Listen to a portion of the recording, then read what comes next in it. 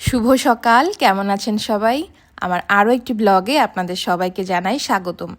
এই শীতের ছুটিতে চলে এসেছি কুষ্টিয়া। গ্রামে আসব আর খেজুরের রস খাবো না তা তো হয় না।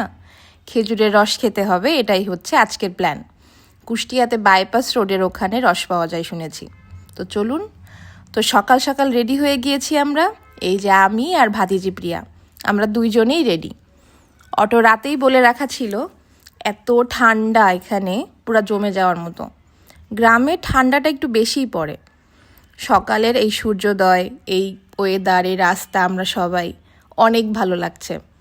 আমাদের বাড়ি থেকে খুব একটা দূরে না জায়গাটা, অটোতে এই ধরুন 15-20 মিনিটের মতো লাগে। এই যে সামনে দেখা যাচ্ছে বটতল মোড়, এখান থেকে হাতের বাম দিকে গেলেই কুষ্টিয়া বাইপাস রোড।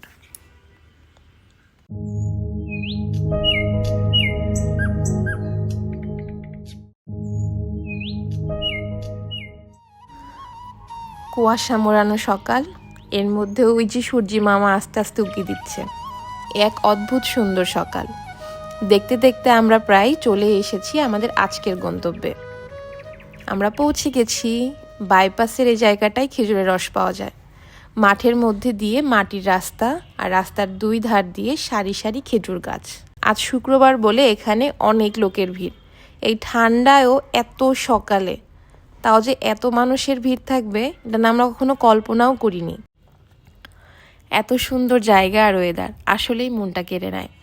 সামনেই দেখি কিছু ছোট ছোট গাছেও রসের জন্য কেটেছে। একটু ছোট মানুষ হয়েই গেলাম। আগে ভাগে একটু টেস্ট করে নেওয়া যাক তাহলে। বেশ ভালোই খেতে। এত মানুষ দাঁড়িয়ে আর রসের জন্য এই যে মাত্র একজন চাচা, সে এক বিশাল গোলযোগ।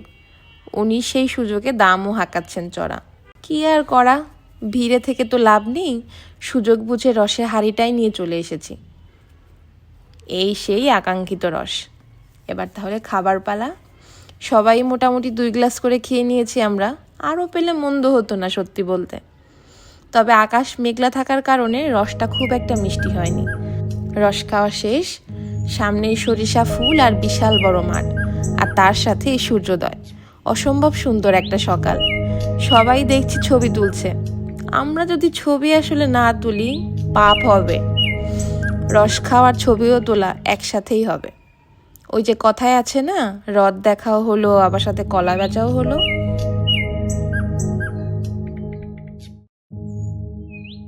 তো এখন এখান থেকে বের হয়ে যাবার পালা।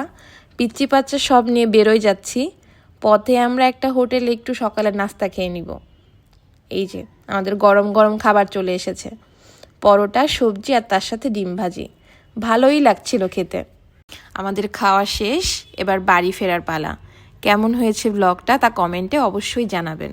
সবাই ভালো থাকবেন, সুস্থ থাকবেন। দেখা হবে পরের ব্লগে।